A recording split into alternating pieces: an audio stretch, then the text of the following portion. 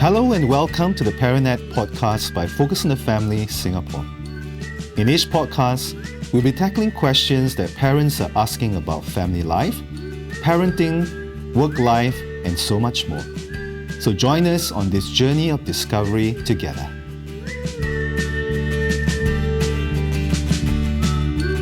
Hello and welcome to the ParentNet podcast. My name is EJ and I am your host for this episode. In this episode, we are going to talk about fatherhood and specifically on this term that we've probably been hearing around called good father. What makes a good father? How do you define it? Is it about providing financially, setting boundaries, maybe spending more quality time with your children? Perhaps it's a blend of all these things, underpinned by clear values and principles that guide fatherhood. So today, in our episode of ParentNet Podcast, I'm very excited to welcome back a dear friend, as well as a regular writer on our Focus column, Kelvin, back on the second time on the ParentNet Podcast. Welcome back, Kelvin. Hi, EJ. Thank you for having me here. All right, man. And just in case for those of us who are tuning in and listening to you for the first time, why don't you take us through and help us understand more about yourself? Okay, sure. So to listeners, my name is Kelvin and I've been a father now for 16 years. 2 sons, one is 16 and the other one is 14. So I'm right smack in that whole teenage parenting era. So hands up if you are crying for help, I am with you. I get it. I'm also a mostly stay-home father, but I'm also an adjunct polytechnic lecturer for the last 7 years. So in between teaching and parenting, I do a lot of writing. I am often invited as well on podcasts to talk about my views. But I have to be very clear that when I was first approached by Focus on the Family for this podcast episode, I was a bit reluctant. I said, what? This topic is so broad and so big, and who am I to say that I'm an expert? Because everyone's parenting journey, everyone's family is unique and different. So I can probably speak to my own experience and listeners can take some or all of it with them if they wish to. But I really want to make it very clear that a lot of things I say today, I don't necessarily practice them perfectly in my own life. I know one day my children will be listening to this episode and say, ha, you said that. Are you sure or not? So I want to make a caveat right now that I am still on this journey of learning. And I think maybe what's important is the fact that you are also somebody who believes the importance of learning on this journey. So maybe less of an expert opinion, but maybe more of a fellow sojourner on this journey together. Let's walk this together and explore this topic together because it matters. Thank you so much, Kelvin. I love your candid approach. And I think it really resonates with all of us. We are fellow wayfinders in this journey of parenting, fatherhood as well. And similar to many of us, you are just like us as a busy working parent in many ways and struggling for probably time, how to make time out for our children. And when we have time, how do we engage it purposefully with them? So let's kick off with the first question as the topic has defined, right? The good father. So Kelvin, share with us, when you think of the term a good father, what qualities or values stand out to you? And maybe has your own personal experiences or observations in life shaped this perspective? For me, right, behind questions like how to be a good father, how to be a good mother, how to be a good parent, a teacher, you can fill in the blanks basically, is this idea of how to be a good person.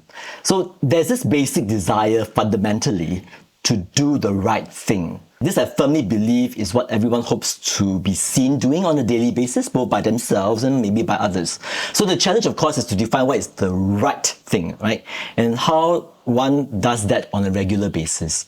From my perspective and experience, I've learned that actually it's important to step away from performance, which is the doing, and maybe look instead at the person, the being. So really being a good person, doing the right thing has more to do with who we are and less about what we actually do. It makes perfect sense because much of what we do ultimately stems from who we are in the first place. A lot of it comes from you as a unique individuals, which means that how you parent or how you do something may not look the same as how I do it. But that doesn't mean that your approach is worse off or better off than mine and vice versa. By the way, just a sidebar, that actually parenting, if I use a broader term, didn't even come into popularity until the late 70s. The word parent didn't even come into the vocabulary till like in the 50s. So the idea is that For the longest time in the past, people see how families are raised, how children are raised, how parenting happens in the context of communities. So there are communities where you can literally see how it happens. So you don't think twice about it. You just parent as a community. You have people looking out for one another. So they say it's like a village you need to raise a child, right? The root of that actually comes from the fact that for many cultures across the world, people just take on the task of helping one another to raise children. And so you see children running around all over the place. There's no like, you must fulfill a certain schedule. You can do certain things. So that's what happened in the past. And I think the reason why it's changed is with industrialization, where families in the past used to pretty much stay in the same locality. If you think about the agricultural stage of history, then people are farmers. They are hunter-gatherers, they are blacksmiths and stuff. Where they live is also where they work and make a living. But with industrialization and technological advancements, right, fathers in particular started to move further away from home into urban cities and to find work, and then they are spending more and more time away from their families, their children. And that's what's happening even today. And because of this shift, you then have situations where children don't have the benefit of both parents or even some extended family, because everyone is in that whole rat race of work. And because of that disconnect, right, children often are left growing up to fend for themselves, and why parenting now is such a hot topic and people talk about how to do that. So in terms of fathering, right, it's really trying to be in the space with your children on a regular basis. People always say that, oh, don't worry, I may not have much time, but when I have the time, I spend it very intentionally, very quality time. And to some extent, I agree with that. Yes, when you are with a child, you should be spending quality time, intentional time with them. But what people don't often get is that actually both quantity and quality go hand in hand. So you can't really argue a case, oh, I'm a weekend warrior parent, So weekdays, I'm hard at work, bringing the bacon home and stuff, and yes, the breadwinner role is there. I am a good parent on the weekends, but I'm sorry, it doesn't work that way. I think the intentional parenting should be one that is done on a regular basis, daily. Now, I'm not saying that every father and mother should quit their jobs, but what I'm saying is that you need to prioritize family and parenting, and your calendar has to demonstrate that. Most of us, unfortunately, if we are honest with ourselves, our calendars don't show that. Our calendars are filled with our appointments and work. And actually, a lot of that is because of the cultural shift. So maybe one thing I would say is that being a good father or good parent means you need to be aware that really parenting comes down to, hey, what can I do today with my child and myself that will deepen our relationship and connection with one another? And then, more important, build meaningful memories together. One of the things that I realized was helpful for me was that because I left full-time work 7 years ago and pivoted to part-time with the intent to be a more present father, right? I think the hours, the times I spend with my child, both quality and quantity, are invested time that is giving me dividends now as I tackle the challenges of parenting teens, because teenagers is a different ballgame. But oftentimes, because I've laid a foundation, right, I think certain things and challenges I face with my teenage son when we argue over things, at the end of the day, I think he does understand where I come from. He doesn't see that I'm trying to win a contest with him, but it comes from a place of love. It comes from a place of really wanting the best for him, even though he may not agree with what that best is. And that can only be possible, I think, because I had spent time and he was part of that time I had with him. My calendar, the life choices I made very clearly point to the fact that I prioritize parenting. And so if you are somebody who is thinking about how to be a good dad, a good father, maybe start with thinking about what am I doing to build meaningful memories so that in time to come, when things get a bit rough and tough, we remember what we had and we know that in the end, mommy and daddy are here and with us because they do love us and they care. And children ultimately grow well when they are in safe, secure environments. If you build that kind of ecosystem in your family, if you are somebody who is providing that environment, they have a nest, they have a home to come back to, a safe ground. And then from there, they move out to experiment, to test the world and all that. But always know that they have a home base to come back to. Kind of like a baseball game, right? Come back to base, right? You have that base.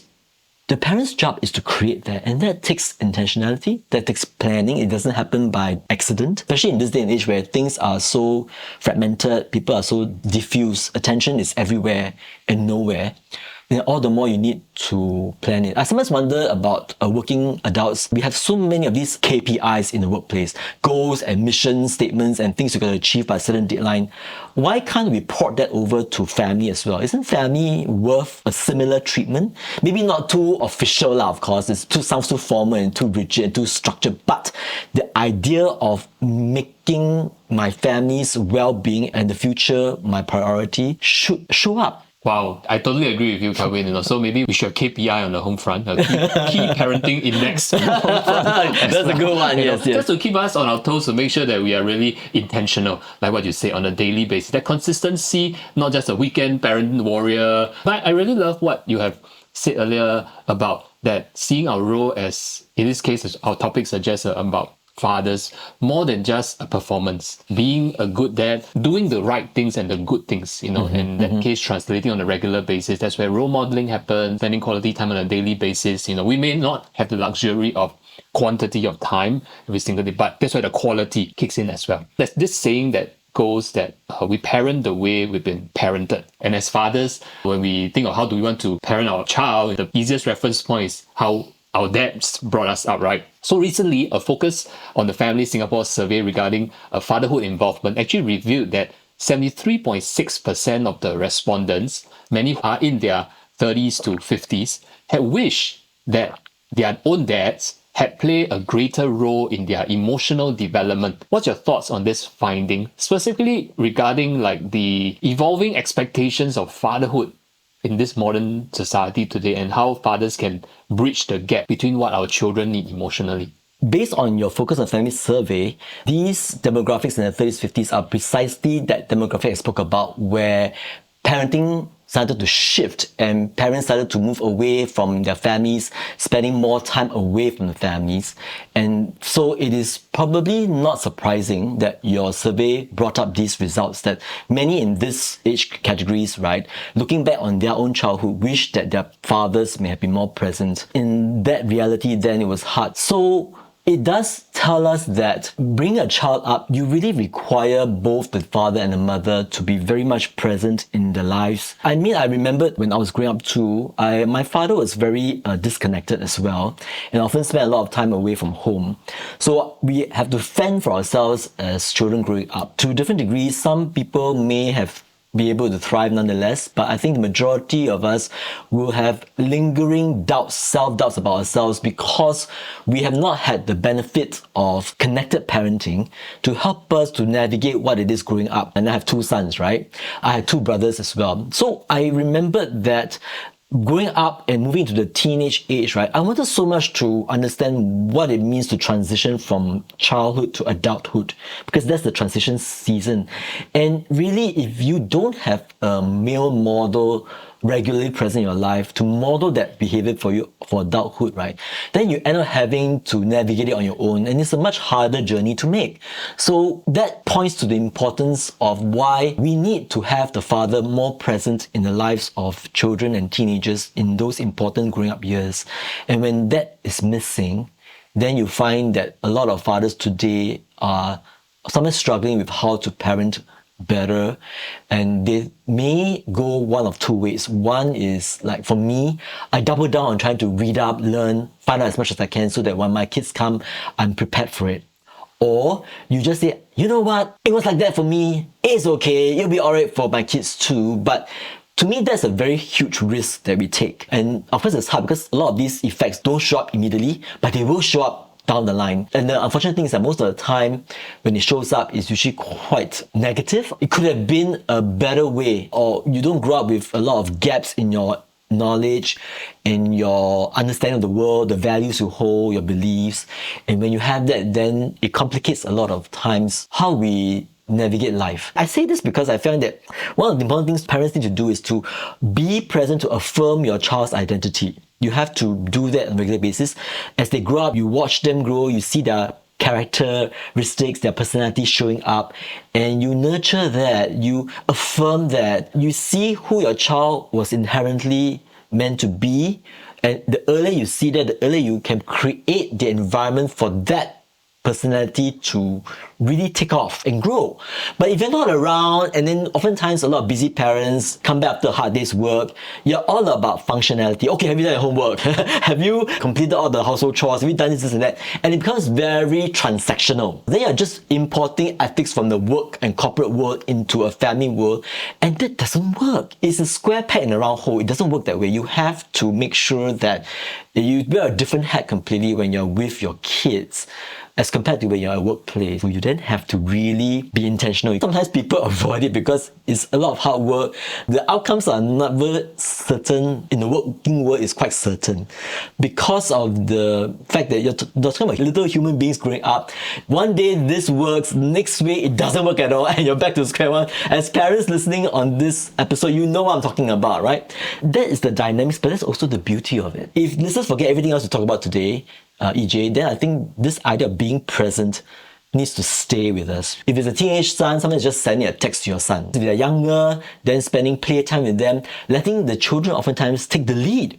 Hey, what do you want to do today, Even be bored, let's be bored together. Let's watch a movie together. Let's do things. Or let's just go down to the neighborhood shop and buy some ice cream, whatever. It can be very simple things. But what you're doing is you're investing it's like an emotional bank account. And when you're doing that, you're trying to invest time, you're building memories. The children don't really always remember everything that we did, the activities, the events, but they remember how you made them feel. Our body remembers feelings a lot longer than our conscious mind does. And so you need to be aware of this and then make the time, be intentional, think through how you're going to build these memories over time. Sometimes you plan for it, something happens spontaneously, allow for a lot of flexibility in that, but build it, because if you don't, then your child is just going to be raised by the world. For all the working parents, you all know this thing called ROI, right? The return on investment for the work. And I feel like in the same way, in parenting, you do have to invest the time, the intentionality, the quality and the quantity time and all that. And you don't see the immediate results, but yet there will be that return, that ROI that comes back to benefit the entire family. When you see in the teenage years, the child is sensible, when you see that they are responsible, and these are because of the fruits of your labor, even in the earlier years as well. So I'm really thankful for Kelvin for this reminder about our daily efforts of being present with our children. It will not go unnoticed. It will be impactful in the longer runway. As a dad, 16 years, what are some core values in you, in your family, that you really treasure a lot? And how do you translate some of these values to your boys as you interact with them? I think each family will have probably their own set of values, but I think that for our family, it's important for us to be united. It's important for us to have empathy. So we try to build these things into our lifestyle as much as we can, helping our children be aware of the world, what's going on, trying to make the children aware that the world is bigger than their living room. Making them aware of these things is an important value for us. Empathy. Listening is important. I know this is very hard. It happens so many times that sometimes I get very frustrated. I also go into the same situation, but listening and attention is a very, very limited resource in today's world. Most of us have attention spans that are so short because we are so fragmented. So helping to build better listening, better attention into our children is important, which is a very, very difficult challenge because of the digital age we live in now. And there's so many reasons not to pay attention, but to jump to your next TikTok video and to put out your next OOTD Insta Reel for the day. And so all these things pull at it, and is an important value for us to try and rein those back. My eldest one has a mobile phone and he's 16, but my youngest one still doesn't have a phone. And I'm trying to hold that for as long as I can. Remember when he started his school this year, I asked the teacher, do you really need your students to have a phone? No. I said, oh good. So we'll sing the same song, okay? You tell the students they don't need a phone and I will remind my son. That's what the teacher says. So of course, if they're asking for it, I said no, because I know and I can see how the ramifications of these distractions. So having these values are important because it gives us then time to be a family together, to spend time together, to connect. And it's not that I've succeeded. I think there's still many days I struggle with it. Especially my 16-year-old, sometimes he wants to do his own thing. Like just last week, went to a hawker center nearby and we said after the meal, let's take a walk. No, I want to go back home. So he'll just go back on his own. There will still be struggles, but not giving up, I think, is an important value to still try. And as you said earlier, sometimes you don't know the effects of what we do, but if you keep at it, someday down the road, you will see the fruits of what you've done. And I think, for me, I think that's very important as a value too, to stay in the friction, stay in the difficulty as a parent. Actually, having children is not so much about the child, but it's about the parent, helping the parent to grow ourselves. We learn a lot, actually. It's like growing a new dimension, but I didn't know I could be so impatient. I didn't know I could be so caring. I didn't know that my heart could expand love from one child to a second child. And so these things can't happen until we are in this phase of life where we are parenting. And so I always say that my children are also my teachers. And I think if parents can maybe just spend a bit of time to recognize that, right, then it becomes a symbiotic relationship. Indeed, our children can also be our teacher. I think there's such wisdom in that as well. And the reason we want to talk about values is also that we live in a world, like Kelvin, you've rightfully mentioned, so there's so much distraction, there's so much emphasis on the doings a lot of time that prevents us or challenges us from being with our kids. When we are with our children, we can also be very caught up in the transactional doings. Spelling do already or not, homework finish already or not, today teacher complained about you. There's so many doing things that we're trying to get caught up with. But I feel like as we spend quality or quantity time with our children, there's also that need, and when you've done it so, as a role model example for many of us as well, is bring in the values part, to tie in the actions and the values, that whatever you are doing with them, it is because of a value that as a family we believe in. So I really strongly encourage all parents, as you're listening in, if you have not had a sit-down session as a family to discuss about maybe some key values as a family, family values that you believe in, it's good to put it in place. Yes. We are both working fathers, and there are many working fathers listening to as well. And one of the common, quote-unquote, complaints that many busy working fathers or parents is that I don't know how to get this started. I'm so busy with my work, I'm so busy with this and that. Just as this closing segment for fathers, what are some simple practical steps that we can take today to build stronger, better emotional connections with our children? Maybe a little short model that we can use that's easy to remember is, and I call it the ABC of the do's. So A stands for apprenticeship. So apprenticeship means that the whole move from agricultural to manufacturing industry and the move away, fathers, come back to your children. Spend time with them, just sit with them, even if it's just 5 minutes or even 1 minute. I know sometimes it's very hard to make it 5 minutes. Just sit with them and say, tell me about your day. And just sit back and listen to them. Let me really listen. I think listening and focus and attention is a lost art, unfortunately. People are taking it more like, those light dimmers where you can adjust the intensity of brightness, right? So attention is like that. Actually, it should not be. Attention should just be an on-off switch. If you switch it on, you're 100% with your child. Just sit there, listen. You don't have to prejudge or prepare an answer. Let them say it to you. And if they say things like, oh, like that, lor, ask another question. And just be physically there with that child is a very important step to show that I'm with you. And by phone, it's in another room. Daddy doesn't have his phone with me, I'm with you. Tell me about it, how it is. So that's one thing you can do. Go for a meal once a week outside maybe, and take the opportunity to talk about things that you see and experience. I mean, that doesn't take much. We all have to eat anyway, right? So just do that. Watch a show together and talk about the things that you see. There's lots of good stuff out there, a lot of bad stuff too, but that's also where the adult comes in to help to find the right fit for the child. So these little things you can do to help. Send a text if your child are older, they have a phone. Send a text every day, say, hey, thinking about you, how are you doing?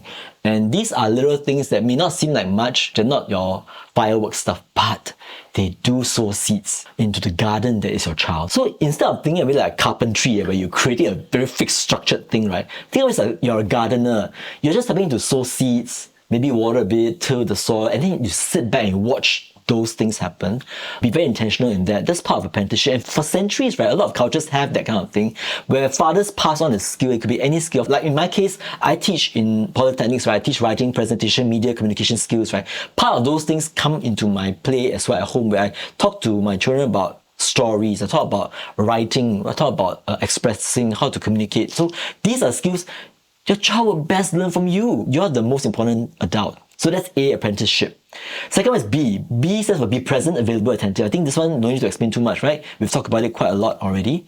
And then the last one is C, and C is connect, for meaning. So always remember at the end of the day, the question is, what is it I want to bequeath to our children, to leave, that my children can remember me, long after I'm 6 feet under, I'm gone, what will my child remember about me?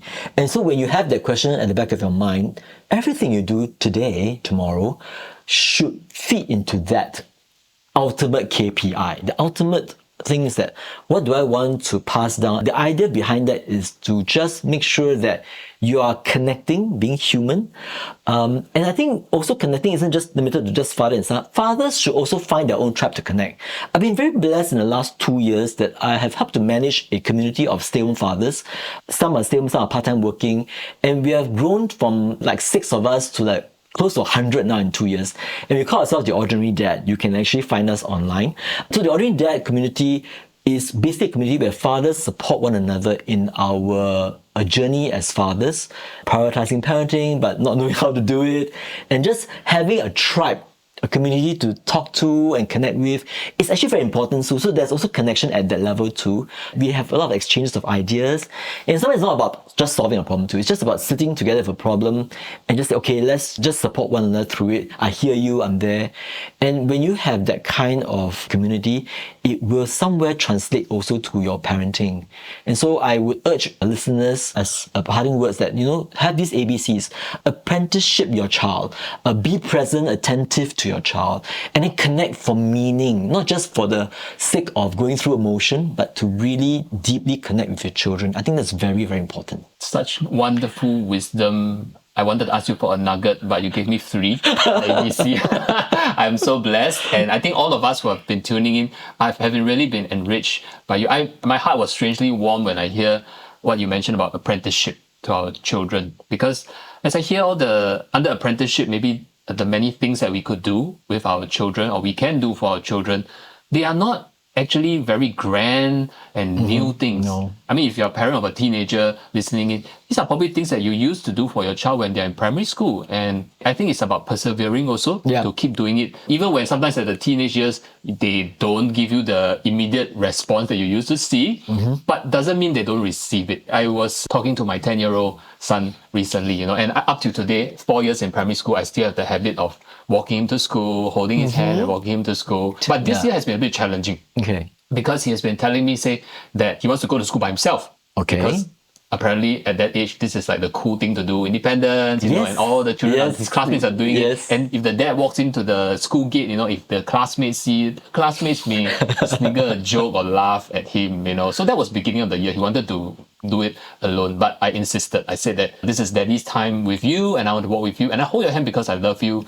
What other families do, that's their family. But for us, in my family, between daddy and you, I want to walk you to school. As we entered this second term, he suddenly told me one day, that he enjoyed walking with me to the school. Wonderful. And he said that not all of his friends have it, some of their daddies are busy, not around. And wow, I didn't actually do anything new, but I just pressed on to keep doing this, something that I believe in. It's just that 5-10 minutes walk. Honestly, I could have just let him go off by his own. Our house is just like 5-10 minutes away. He could have done it by himself, but pressing on. And I think that's a big encouragement for all our parent listeners as well. Things like watching a show together, having a conversation, taking time to check in with them. Listening is so hard, Kelvin. I don't know how you do it, but listening for all parents sometimes is very hard, right? Because it's very hard. We want to jump in with our listicles of you should do this, you should do that, you should do that, and not. But I think there are great rewards in the relationship with the child. Absolutely, really absolutely. So thank you for giving us this encouragement as well as fellow dads too. And before I allow you to leave our episode, and I do hope you come back for a third time with us, I want to give you a space to give a closing encouragement to all fathers, mothers who are listening to our Parent Podcast episode. I just want to reassure parents listening in that actually parenting is not about perfection. So a lot of what we say, like, oh my gosh, there's a lot of things actually I feel very overwhelmed. Actually, don't be, because I'll be very honest, I don't necessarily make it for even half the things I've said. But parenting is not about perfection. Parenting is about affection. It's about your love for your child and the things you do, and you're going to fail. I'm sorry, I give you a heads up, you're going to fail. But it's about picking yourself up and say, okay, today wasn't so great, let's try tomorrow. And just like you said, pressing on. Let's press on together, and you don't have to journey this alone. I know Focus on Family is really intentional about helping parents and families, so there are resources out there. You can live with other parents, talk to people, talk to teachers. We have one common goal, which is for the betterment of our children, right? And along that journey, it will play out in different ways, to look different, but just don't give up, and don't try to be a perfect parent. You won't succeed. There is no such thing. But rather, within the resources of that day, what's the best I can make of it? And you just give your best. And don't be so hard on yourself when the children don't respond the way you expect them to, which oftentimes they don't. But just press on, don't give up, because this is a long game. But the benefits of it, I tell you, will see you through for a lifetime. So that's my encouragement to your listeners. Thank you so much, Kelvin, for sharing with us your insights, your wisdom, and just being that fellow wayfinder in that journey as a father, as a parent as well. I really believe that all our listeners have benefited from this episode. And as you have rightfully said so earlier, it takes a village to raise a child. The village is not just for the child, the village is for us as parents too. And actually, it also takes a child to raise a village too, you know. It's both ways. Child can contribute to raising this in this Yes. village as well. Yes. So for all who are listening in, Focus on the Family Singapore works hard to be this village for all of us here, providing a resource. So if you're looking for more parenting resource, do visit our website at family.org.sg/resources. Or if you would like to read up on our monthly newsletter, you can subscribe it at family.org.sg/subscribe. So thank you so much for taking time to tuning in to our Parent Podcast.